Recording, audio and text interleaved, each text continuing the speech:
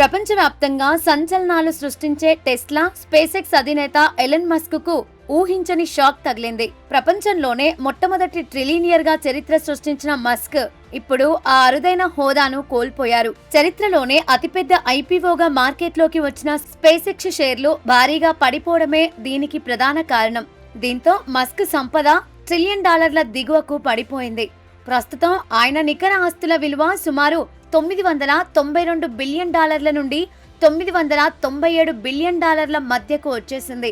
అయినప్పటికీ ప్రపంచంలోనే అత్యంత ధనవంతుడిగా ఎలన్ మస్క్ తన నంబర్ 1 స్థానాన్ని మాత్రం కాపాడుకుంటూనే ఉన్నారు. గత జూన్ నెలలో స్పేస్ ఎక్స్ ఐపీఓ భారీ విజయంతో మార్కెట్లోకి దూసుకొచ్చింది. ఒక్క షేర్కు $135 ప్రారంభ ధరను నిర్ణయిస్తూ దాదాపు $75 బిలియన్ సమీకరించేందుకు సంస్థ ప్రణాళిక వేసింది. మార్కెట్లోకి వచ్చిన తొలి రోజునే స్పేస్ ఎక్స్ షేర్లు ఒక్కొక్కటి $150 వద్ద ట్రేడింగ్ మొదలుపెట్టి ఆ తర్వాత రికార్డు స్థాయికి దూసుకెళ్లాయి. ఈ అద్భుతమైన ట్రెండ్తో ఎలన్ మస్క్ ప్రపంచంలోనే తొలి ట్రిలినియర్ గా అవతరించారు. ఆ సమయంలో మస్క్ వ్యక్తిగత సంపద ఏకంగా $1.2 ట్రిలియన్ దాటి ప్రపంచ ఆర్థిక చరిత్రలోనే సరికొత్త రికార్డును లిఖించింది.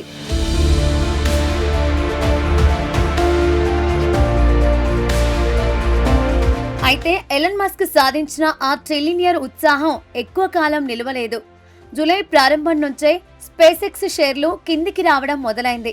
గరిష్ట స్థాయిల నుంచి చూస్తే ఈ కంపెనీ షేర్లు ఏకంగా 30% పైగా పడిపోయాయి. దీంతో స్పేస్ ఎక్స్ కంపెనీ మార్కెట్ విలువలో $100 బిలియన్ ఒక్కసారిగా ఆవిరైపోయాయి. ఈ షేర్ల పతనం ప్రభావం నేరుగా ఎలన్ మస్క్ వ్యక్తిగత సంపదపై పడింది.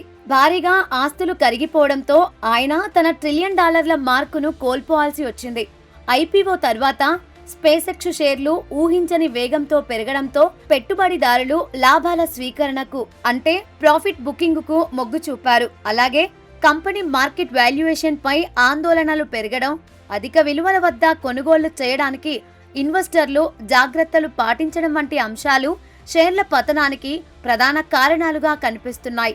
ప్రస్తుతానికి ఎలన్ మస్క్ సంపద తగ్గినప్పటికీ లాంగ్ రన్ లో స్పేస్ ఎక్స్ సంస్థ ఇన్వెస్టర్లకు మంచి లాభాలని అందించగలదని మార్కెట్ విశ్లేషకులు అంచనా వేస్తున్నారు.